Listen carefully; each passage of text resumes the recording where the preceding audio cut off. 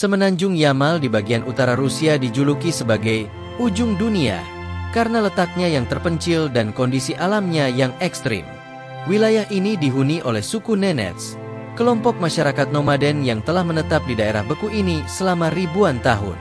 Mereka hidup dalam suhu yang bisa mencapai minus 60 derajat Celcius, tanpa rumah permanen, hanya tinggal di dalam tenda tradisional berbentuk kerucut.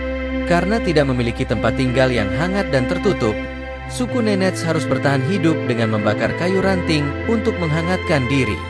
Saat musim dingin tiba, mereka bermigrasi ke selatan, dan saat musim panas datang, mereka kembali ke utara. Perpindahan ini penting karena rusa kutub, ternak utama mereka, membutuhkan padang rumput tertentu yang hanya tersedia di wilayah utara saat musim panas. Namun, pemanasan global kini menjadi ancaman serius.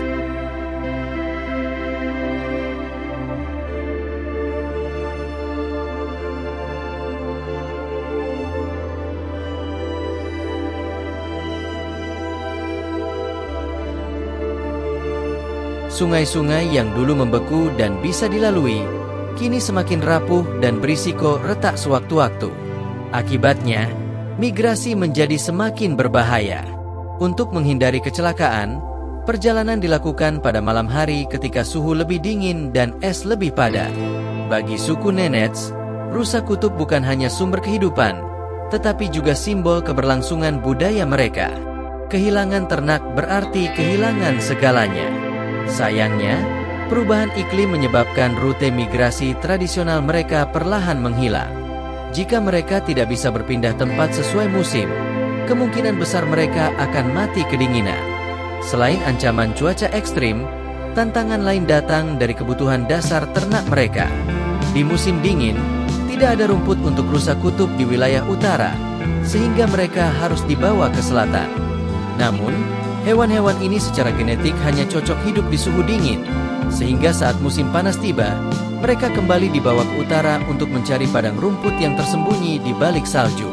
Suku Nenets hidup dalam komunitas kecil, biasanya terdiri dari 40 hingga 50 orang dan mengelola sekitar 200 ekor rusa. Meskipun tampak seperti kelompok besar yang berpindah bersama, sebenarnya setiap kawanan dipimpin oleh kepala keluarga yang menentukan arah dan waktu migrasi. Meskipun merupakan bagian dari negara Rusia, suku Nenets memiliki identitas yang berbeda. Mereka telah tinggal di tanah ini jauh sebelum bangsa Slavia tiba dan membentuk Rusia. Saat ini, populasi mereka hanya sekitar 60.000 hingga 70.000 jiwa, sebagian besar tinggal di semenanjung Yamal. Mereka hidup tanpa teknologi modern seperti ponsel atau televisi, dan tidak membayar sewa maupun tagihan listrik. Tenda tempat tinggal mereka dibangun dari sekitar 30 batang kayu yang disatukan di bagian atas dan ditutup dengan kulit rusa. Di dalamnya, terdapat kompor kayu yang menjaga suhu tetap hangat sekitar 20 hingga 25 derajat Celcius. Namun, saat cuaca luar menjadi sangat dingin, bahkan kompor dan lapisan kulit rusa tak mampu menahan suhu beku. Jika para pria gagal mengumpulkan cukup kayu bakar dan kompor mati, mereka tak punya pilihan selain menahan dingin ekstrim bersama keluarga mereka di dalam tenda. Jika Anda berkunjung ke tenda milik suku Nenets, Anda mungkin akan menemukan hal yang tak biasa. Daging mentah tersaji bersama hidangan yang sudah dimasak. Tidak seperti di Yakutia yang sangat dingin dan membuat daging cepat membeku. Di wilayah Nenets daging masih dikonsumsi dalam keadaan segar, langsung setelah hewan disembelih, terutama daging rusa yang menjadi sumber pangan utama mereka. Dalam struktur tenda tradisional suku Nenets, para perempuan bertanggung jawab atas urusan rumah tangga seperti merawat anak-anak, memasak, dan menjahit pakaian dari kulit hewan. Lalu bagaimana mereka mendapatkan air di tengah lingkungan es dan salju? Sama seperti masyarakat Yakutia, suku Nenets memanfaatkan salju sebagai sumber air bersih. Mereka mencairkan salju di atas panci logam untuk memasak dan minum. Meskipun dari sudut pandang kesehatan hal ini bisa diperdebatkan, mereka tidak punya pilihan lain di lingkungan yang begitu keras ini. Suku Nenets memang sengaja menolak gaya hidup modern. Mereka tetap teguh menjalani hidup sebagai komunitas nomaden, berpindah-pindah mengikuti pola migrasi rusa kutub. Hal ini pun menimbulkan pertanyaan, dari mana mereka mendapatkan uang untuk memenuhi kebutuhan dasar lainnya? Ternyata, di setiap wilayah tempat suku Nenets tinggal, terdapat pengrajin kereta luncur tradisional yang handal. Mereka membuat kereta pesanan dan menjualnya ke berbagai daerah di Rusia, lalu menggunakan uang hasil penjualan itu dalam mata uang rubel untuk membeli kebutuhan penting seperti makanan dan alat rumah tangga yang tidak bisa mereka buat sendiri. Anak-anak Nenets pun tumbuh dalam lingkungan yang sangat berbeda dengan anak-anak di kota. Mereka mengenakan pakaian dari kulit rusa yang besar dan tebal untuk melindungi diri dari suhu ekstrim. Bahkan sejak kecil, mereka sudah terbiasa mengendarai kereta luncur kecil yang ditarik anjing. Mengenai keyakinan, suku Nenets tidak memeluk agama-agama besar seperti yang dikenal di dunia modern. Mereka mempertahankan kepercayaan nenek moyang yang sudah berlangsung selama ribuan tahun, mirip dengan ajaran pagan kuno. Dalam praktik spiritual mereka, masih terdapat ritual-ritual perdukunan seperti mengikat kain ke pohon sambil memanjatkan doa atau menyembelih hewan di tempat-tempat yang dianggap suci. Dukun, yang seringkali perempuan, memiliki peran penting dalam komunitas. Mereka dipercaya bisa berkomunikasi dengan roh, memberikan berkah, serta menyembuhkan orang yang diakini sedang diganggu roh jahat. Anak-anak suku Nenets bahkan sudah mulai ikut dalam ritual-ritual ini sejak usia 5 tahun. Selain kegiatan spiritual, mereka juga punya tradisi kompetisi antar suku, seperti perlombaan kereta luncur yang ditarik oleh rusa tercepat dan terkuat. Pemenang lomba biasanya mendapatkan seekor rusa sehat sebagai hadiah, yang merupakan aset sangat berharga. Sumber makanan utama mereka adalah daging rusa, namun mereka juga memancing ikan dari sungai yang membeku, meski dalam jumlah terbatas.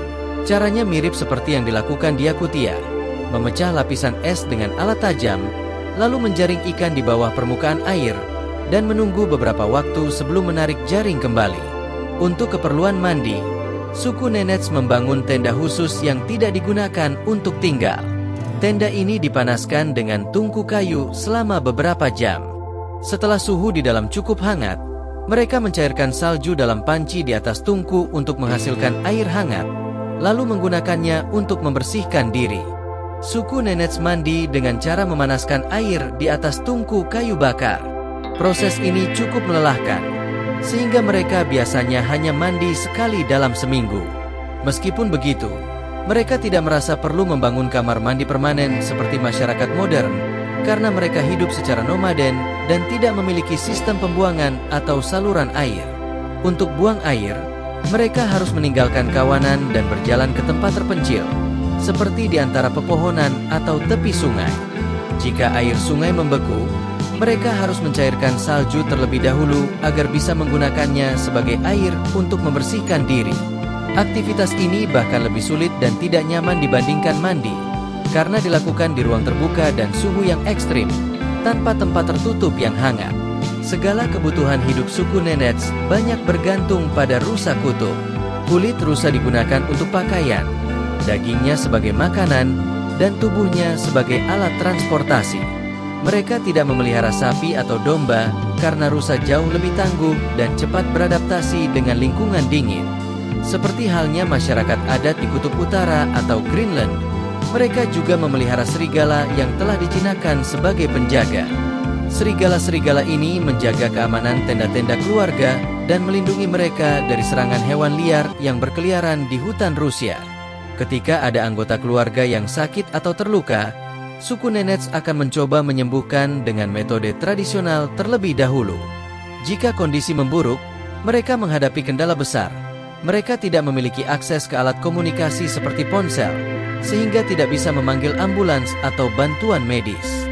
Harapan mereka hanyalah jika ada salah satu keluarga yang memiliki mobil salju, maka pasien bisa dibawa ke pusat kesehatan terdekat. Transportasi dengan rusa tidak memungkinkan untuk jarak sejauh itu ke kota. Meskipun mereka mengaku sangat dekat dengan alam, perlahan-lahan mereka mulai bergantung juga pada dunia modern. Di sisi lain, generasi muda suku Nenets mulai mempertanyakan kehidupan tradisional yang dijalani keluarga mereka. Ketika mereka beranjak remaja, banyak dari mereka yang bercita-cita pindah ke kota dan meninggalkan hidup sebagai penggembala rusa. gaya hidup modern yang lebih aman, nyaman, dan penuh kemungkinan menarik minat mereka. Karena itu, budaya suku Nenetskini berada di ambang kepunahan. Para orang tua mencoba mempertahankan warisan budaya mereka dengan mendidik sebanyak mungkin anak untuk tetap tinggal dan meneruskan cara hidup nenek moyang. Namun, tantangan zaman membuat mereka khawatir kehilangan generasi penerus. Bayangkan jika Anda adalah seorang pemuda Nenets, apakah Anda akan memilih untuk bertahan hidup bersama alam, melanjutkan budaya nenek moyang Anda? Atau, apakah Anda akan pergi ke kota seperti Moskow, mencari pekerjaan dan menjalani hidup modern? Kedua pilihan tersebut tentu memiliki kelebihan dan kekurangan. Tinggal di tenda di tengah alam bisa berarti melepaskan kenyamanan dan kemudahan teknologi. Namun berpindah ke kota bisa berarti Anda akan meninggalkan budaya dan mungkin dihantui rasa bersalah karena menjadi generasi terakhir dalam garis keturunan. Bahkan, dalam skenario terburuk, Anda mungkin dikucilkan dari komunitas karena memilih jalan hidup yang berbeda.